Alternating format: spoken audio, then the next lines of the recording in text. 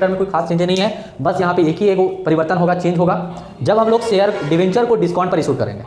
ठीक है, तो इसका भी कोई खास चेंज नहीं होगा। हम लोग कॉल्स इन एरियर पढ़े हैं ना, एरियर, तो एरियर को हम लोग एंट्री करते हैं डेबिट में, जब और कहाँ पे एरियर होता है, डेबिट में होता है ना, तो बस यही यहाँ पे देखना है।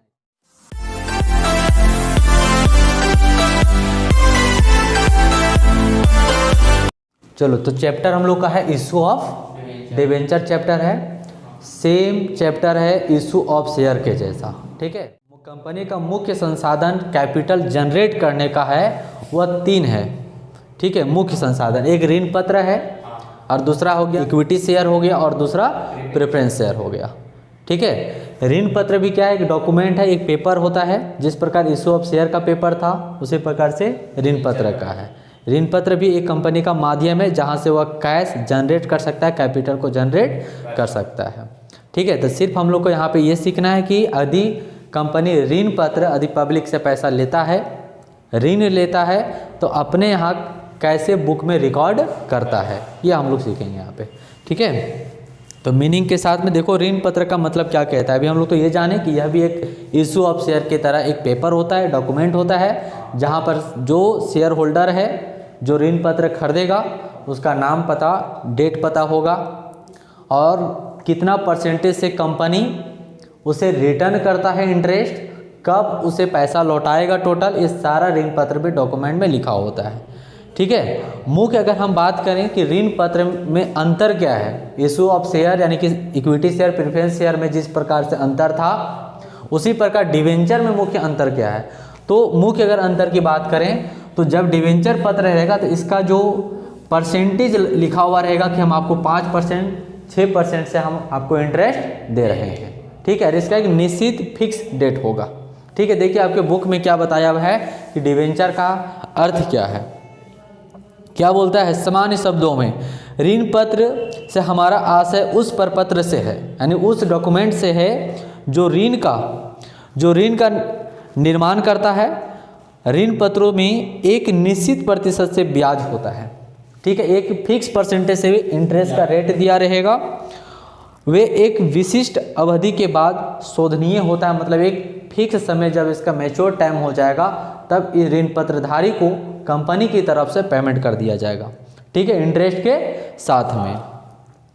इस प्रकार ऋण पत्र कंपनी द्वारा निर्गमित किया गया एक प्रलेख होता है, यानी एक प्रमाण पत्र होता है। और इस प्रमाण पत्र में क्या लिखा होगा, जिसमें एक निर्धारित समय पर मूलधन के भुगतान के लिए, मूलधन यानी इंटरेस्ट है ना, जो भुगतान करने का एक डेट होगा, साथ ही और एक निश्चित तिथि पर ब्याज के भुगतान के लिए उल्लेखनीय रहता है। ठीक है, ये ऋण पत्र का मुख्य मीनिंग बताया गया, अर्थ बताया कि ऋण पत्र होता क्या है। ठीक है, तो समझ में आया कि ऋण पत्र क्या है। ऋण पत्र एक कंपनी का प्रमाण पत्र होता है जहां पर डिवेंचर होल्डर का नाम, पता और कब इसे कितना कैपिटल लगाया है और कब कंपनी इसे लौटाएगा पैसा, यानी कब इसे कंपनी रिटर्न करेगा, ये सारा डेट जो है फिक्स रहता है। ठीक है, इसी को हम लोग कहते हैं ऋण पत्र। ऋण पत्र एक प्रकार का डॉक्यूमेंट है, प्रमाण पत्र है। चलिए, कंपनी अधिनियम, ये कंपनी अधिनियम के ही अकॉर्डिंग है, तो कंपनी अधिनियम 2013। चलिए, अब यहाँ पे हम लोग जानते हैं कि इसका अकाउंटिंग कैसे होगा। इशू ऑफ शेयर में भी देखें कि अगर कंपनी इशू किया शेयर, जो शेयर होल्डर शेयर खरीदा, वो कैश कैसे कंपनी रिसीव्ड किया, तो सेम एंट्री बनेगा जो इशू ऑफ शेयर चैप्टर में पढ़े, सेम डिवेंचर में भी वही एंट्री होगा। ठीक है, कोई चेंजेस नहीं होगा, कोई परिवर्तन नहीं होगा, बस एक छोटा सा चेंज होगा। देखो क्या चेंज है, इशू ऑफ डिवेंचर, यहाँ पर एक चीज चेंज हो जाएगा। इशू ऑफ शेयर में कंपनी की तरफ से शेयर इशूड 2 प्रकार से था, पहला 8 पार था, दूसरा 8 प्रीमियम था और तीसरा 8 डिस्काउंट था, जो कंपनी अधिनियम 2013 के अनुसार 8 डिस्काउंट पर नहीं है। लेकिन यहाँ पर जो डिवेंचर इशू होगा ये डिस्काउंट में भी रहेगा। ठीक है, तो 3 कंडीशन हो जाएगा, 8 पार, सेकेंड 8 प्रीमियम और 8 डिस्काउंट भी हो जाएगा। ठीक है, ये 3 कंडीशन हो जाए। 8 पार का मतलब क्या होता है, जब कंपनी का शेयर यानी रेट का दाम शेयर का दाम 10 रुपया है और इसे 10 रुपया में ही अगर विक्रय किया जाएगा तो 8 बार कहते हैं। और 8 प्रीमियम का मतलब हो गया 10 रुपये का शेयर 12 रुपये में बेचा जाएगा, तो 2 रुपये जो एक्स्ट्रा होता है इसको हम प्रीमियम कहते हैं। और 8 डिस्काउंट का मतलब हो गया 10 रुपये का शेयर 8 रुपये में बेचा गया, तो 2 रुपया जो हुआ इसको हम डिस्काउंट कहते हैं। ठीक है, ये इशू ऑफ शेयर में भी यही कंडीशन बताए थे। चलो अब यहाँ पे पेमेंट किस तरीके से होगा, है ना, आप कंपनी को पेमेंट किस प्रकार से करेंगे, यानी कंपनी कैश रिसीव्ड कैसे करेगा, क्या इसका कंडीशन होगा, है ना।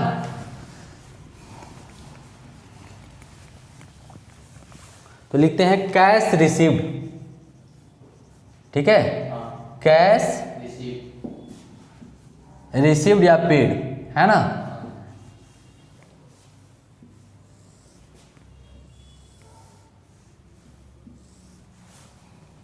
देखिए कैश रिसीव्ड का कंडीशन यहां पर भी 2 होगा। इस ऑप्शन में कितना था, 2 था। पहला लमसम, पहला क्या था, लमसम रिसीव्ड, पहला था लमसम रिसीव्ड था। और दूसरा था instalment received,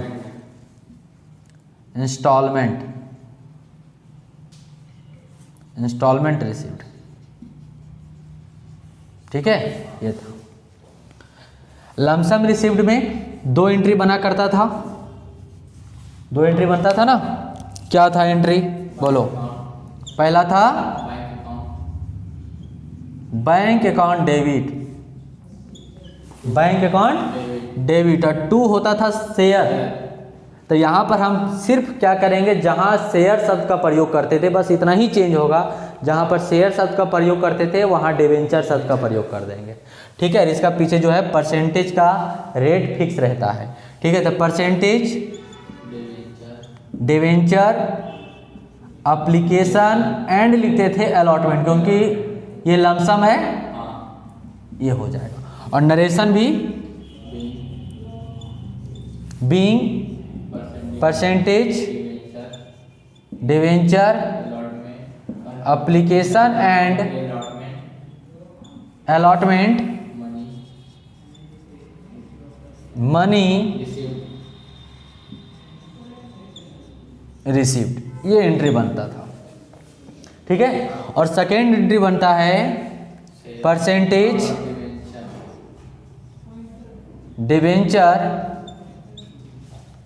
application and allotment accounts debit. और ट्रांसफ़र करते थे वहाँ कैपिटल अकाउंट में, तो यहाँ पे ट्रांसफ़र होगा, शेयर कैपिटल करते थे तो यहाँ पे सिर्फ हो जाएगा डिवेंचर अकाउंट हो जाएगा, यहाँ पे सिर्फ हो जाएगा डिवेंचर अकाउंट हो जाएगा। बस जहाँ शेयर शब्द का प्रयोग कर रहे हैं वहाँ पे डिवेंचर शब्द का प्रयोग होगा, ठीक है।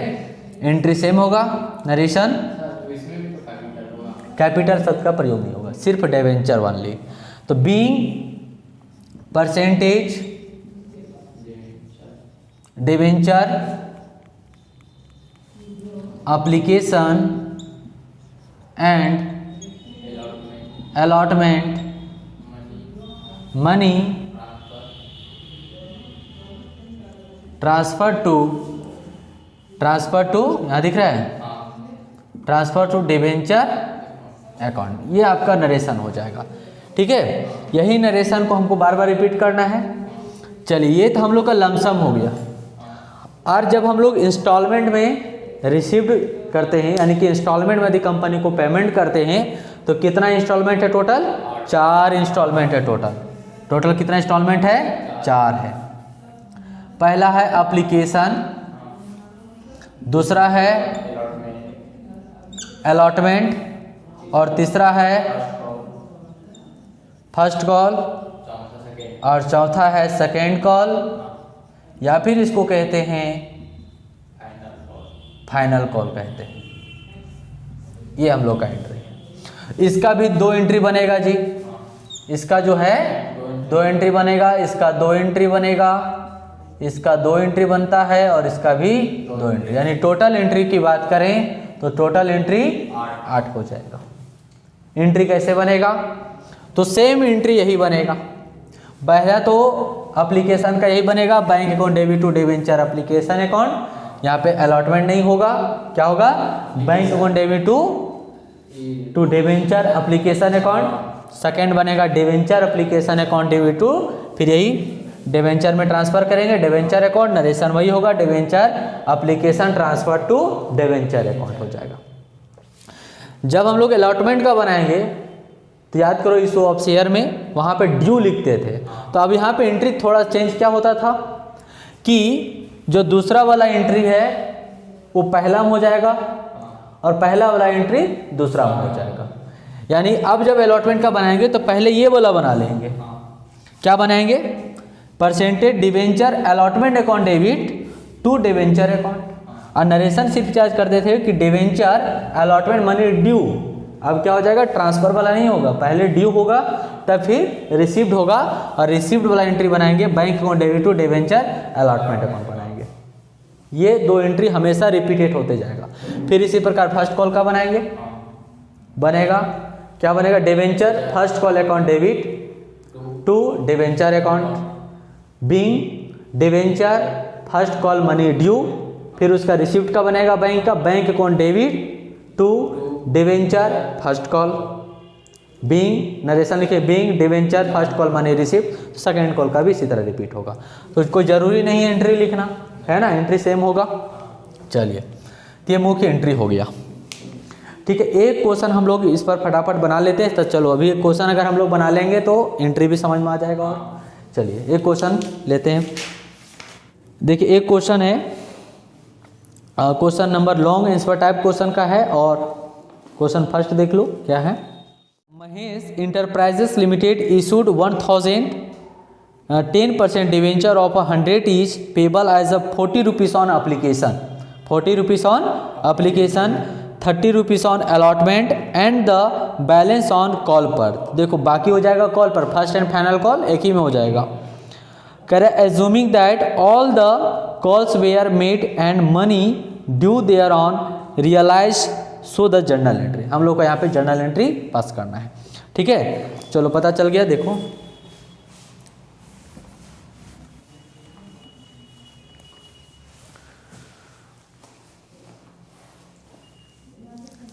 चलिए क्वेश्चन लिख लेते हैं पहले। इशूड जो डिवेंचर किया गया है, इशूड दिख रहे हैं तक, इशूड 10% डिवेंचर और 1000 किया गया है, ठीक है। एक डिवेंचर का जो दाम है 100 रुपया दाम है, ठीक है, और एप्लीकेशन पर 40 रुपया है, अलॉटमेंट पर 30 रुपया है, और बाकी बैलेंस, तो देखिए बैलेंस 100 रुपया होगा ना, तो 4 और 3 7 हो गया, यानी 30 रुपया हो जाएगा फर्स्ट एंड सेकेंड कॉल, ये दोनों पर हो जाएगा, ठीक है। जर्नल एंट्री इसी को पास करना है। तो चलिए यहाँ पे एंट्री भी हो जाएगा और साथ में क्वेश्चन का भी सॉल्यूशन हो जाएगा, ठीक है। पहला एंट्री क्या होगा, बैंक अकाउंट डेबिट टू, देखो कितना परसेंट डिवेंचर है, 10% डिवेंचर एप्लीकेशन अकाउंट, और नरेशन बीइंग 10% डिवेंचर, खाली परसेंटेज भी आप लिख सकते हैं, कोई दिक्कत नहीं, एक बार लिख दिए, 10% लिखना कोई जरूरी नहीं है। तो हो गया 10% डिवेंचर एप्लीकेशन मनी रिसीव्ड हो गया, ठीक है। दूसरा एंट्री अमाउंट क्या हो जाएगा, 1000 इंटू 40 रुपीज़, 40 ही है ना, तो हो जाएगा 40,000 हो जाएगा, ठीक है। फिर बनेगा percentage debenture application account debit to percentage debenture account हो जाएगा। नरेशन होगा being percentage debenture application money transfer to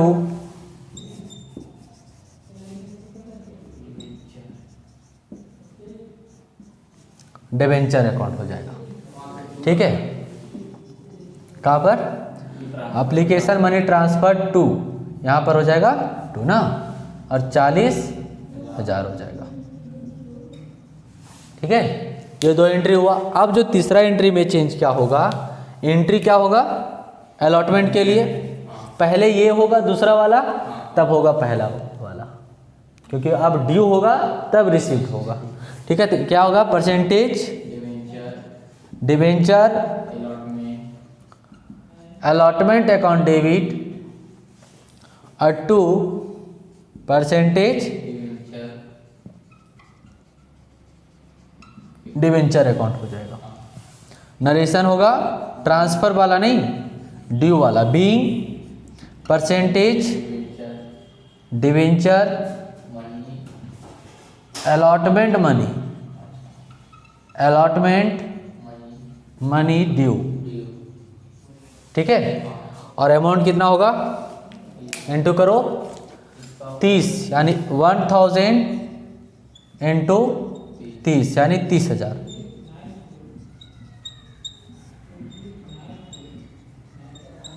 हो गया। ठीक है, अब इसका फिर पहला एंट्री बनेगा, क्या बनेगा, बैंक अकाउंट डेबिट और 2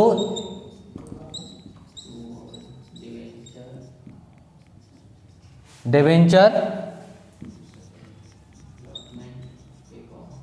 अलॉटमेंट अकाउंट। दिख रहा है, यहाँ हो जाएगा 30,000, और ये रिसिप्ट का एंट्री हो जाएगा, नहीं ये रिसिप्ट का एंट्री हो जाएगा।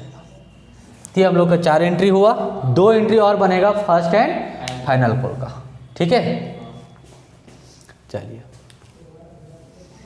इसको हटा देते हैं एप्लीकेशन वाला।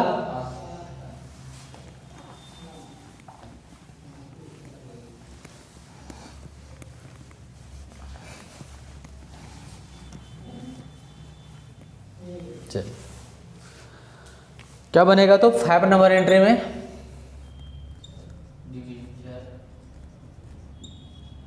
Debenture first and final call यानी सेकेंड कॉल अकाउंट डेबिट और 2% डिबेंचर अकाउंट। नरेशन होगा being percentage debenture first and second call, इसको भी हटा देते हैं ना, मनी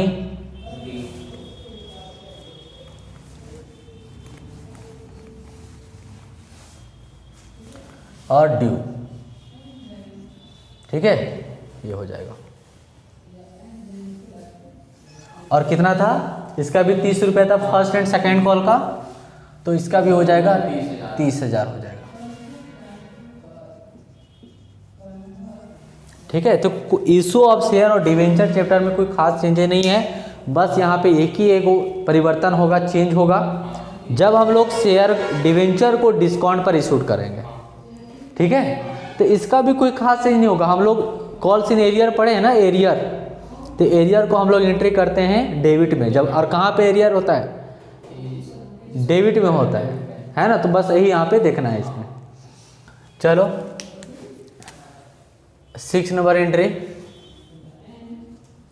बस इसमें सिर्फ खाली डिस्काउंट वाला का सीखना है, बाकी प्रीमियम वाला का जानते हैं हम लोग और 8 पार वाला का जानते हैं। ठीक है, बैंक अकाउंट डेबिट और 2% debenture first and final call. Narration हो जाएगा being percentage debenture first second call money received और कितना हो जाएगा, 30,000 हो जाएगा। 30,000 हो जाएगा। ठीक है, ये हम लोग का एंट्री 1 था। ठीक है, तो मुख्य रूप से देखें यहाँ पे कि कोई खास चेंज नहीं है इशू ऑफ शेयर में और डिवेंचर चैप्टर में। बस जो बोल रहे हैं कि चेंज क्या होगा कि डिस्काउंट वाला का होगा चेंज। बाकी 8 पार का बना ही दिए। नेक्स्ट क्लास में हम लोग 8 प्रीमियम भी देख लेंगे और प्रयास होगा तो डिस्काउंट वाला भी देख लेंगे। ठीक है।